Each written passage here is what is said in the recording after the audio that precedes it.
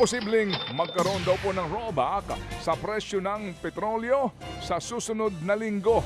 Sa unang 3 araw daw po ng trading ay nasa 3 piso at 50 sentimos per liter ang ibinaba sa halaga po ng diesel at kerosene. Lagpas piso ho naman daw ang ibinaba sa per liter po ng gasolina. Bumaba ang pandaigdigang presyo po ng krudo dahil daw sa inaabangan ng industry players kung ano ang mangyayari bunsod po ng economic sanctions na inanunsyo po ng Amerika kontra Iran at mga kaalyado nitong bansa sa gitna ng sigalot sa gitnang silangan. Lumagapak na naman sa panibagong record low ang halaga ng piso. Nagsara sa 61.88 ang piso kontra dolyar nitong Huwebes. Lagpas 23 sentimos ang nalagpas sa piso mula pagsasara noong Miyerkules. Mas mababa rin ito ng 4 na sentimo kumpara sa huling all-time low na 61.85 noong Hulyo 24. Ayon sa isang trader, nananatili ang pressure ng malakas na dolyar at mga geopolitical risk sa piso. Bagamat sinusuportahan ng Bangko Sentral ang piso, malaki pa rin ang epekto ng pandaigdigang sentimiento at galaw ng langis. Tinaasan po naman ng Bangko Sentral ang interest rates ng 25 basis points sa gitna po ng mataas na inflation. Ito'y dahil dito nasa 5% na ang target reverse repurchase rate ng BSP. At ayon sa Bangko Sentral, nananatiling mataas ang inflation o antas po ng pagtaas ng presyo ng bilihin dahil pa rin sa presyo ng langis. Pinangambahan din pong dumagdag sa inflation ang potensyal na epekto sa agrikultura ng severe El Nino. Ayon kay BSP Assistant Governor Rogelio Mercado, posibleng mag-peak ang inflation sa huling quarter ng taon at saka pa lamang ito magsisimulang humupa.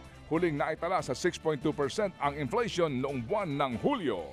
Naniniwala si Bangko Sentral Governor Eli Remolona na makakatulong ang PAC Silica sa pagsuporta sa pagpapalakas ng piso. Paliwanag ni Remolona sa briefing ng National Budget sa Senado, kailangan makahanap ang Pilipinas ng paraan para mapalakas ang exports na maaaring sumuporta sa piso. Aniya, magiging malaking tulong ang mga pabrika na isinusulong na PAC Silica dito sa ating bansa. Sa ngayon kasi hindi pa sapat para sa artificial intelligence sa mga produkto ng ating semiconductor industry. Pero oras na masimulan na ang paggawa ng AI-capable na mga piyesa sa bansa ay maaaring lumakas ang ating exports at tuluyang mapalakas ang piso.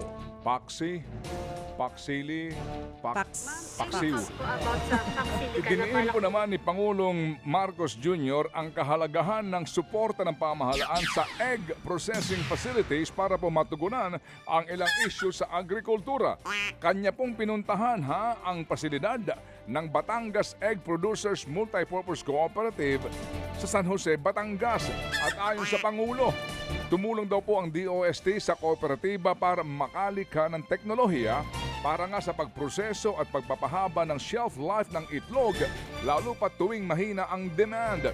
Sabi po ni Marcos Jr., malaking tulong ang mga gantong pasilidad para nga matugunan ang oversupply, mabawasan po ang agricultural waste at pagpapataas sa kita ng mga lokal na producers. Mga kapatid, patuloy po kayong tumutok sa 105.9 True FM para sa totoong balita, impormasyon, music and entertainment. Mag-subscribe sa aming YouTube channel at podcast at sundan nyo kami sa Facebook, Instagram, X at TikTok sa True Network PH. Bisitahin din po ang aming official website, truefm.ph.